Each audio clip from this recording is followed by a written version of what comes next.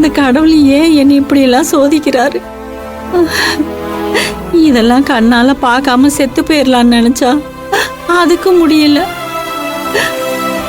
நான் உசுரோட இருக்கிறப்பவே உனக்கு இவ்வளவு கொடுமை நடக்குது. நானும் விட்டுட்டு போயிட்டா உனக்கு யாரடி இருக்கா? அப்படி என்ன சாபத்தை வாங்கிட்டு வந்து உன்னை பெத்தேனோ தெரியல. பிறந்ததுல இருந்து ஒரே ஒரு நல்லது, ஒரே ஒரு சந்தோஷத்தை கூட நீ பார்க்கலையே. உனக்கு மட்டும் ஏன் இந்த மாதிரி தலைவிதிய? ஏன் இந்த ஆண்டவன் உனக்கு இப்படி எல்லாம் எழுதி வச்சிருக்கு? அம்மா, நீ கவலைப்படாதம்மா, எல்லாமே நல்லபடியா நடக்கும். ஆமா, இதுக்கு மேல நல்லபடியா நடக்கிறதுக்கு என்ன இருக்கு? இதுக்கு மேல உன் பணத்தை எரிச்சு அதுக்கு மேல ஏறி அந்த சாமி தாண்டவம் ஆடல. அது மட்டும்தான் இன்னும் மிச்சம் வச்சிருக்கு. அதையும் பண்ணி தொலைச்சிருச்சுன்னா நிம்மதியா இருக்கும். அத்தை, இப்படி தினம் தினம் செத்து பொழைக்கிறதுக்கு நான் ஒரேடியா போய் சேர்ந்துடுறேன். கொஞ்சம் பொறுமையா இருங்க அத்தை, அழாதீங்க.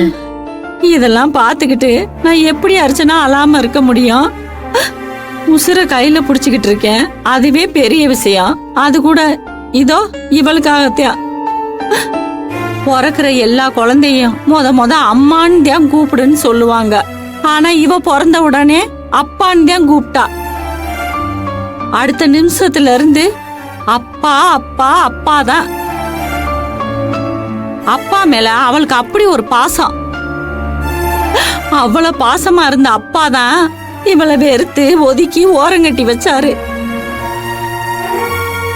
இவளுக்கு யார பிடிக்குமோ அந்த அப்பா கிட்ட இருந்து கடவுள் ஒதுக்கி வச்சுட்டாரு.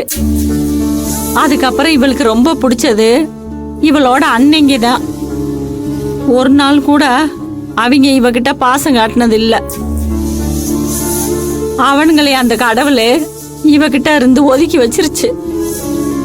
அதுக்கப்புறம் இவ கையில காலில் விழுகாத குறையா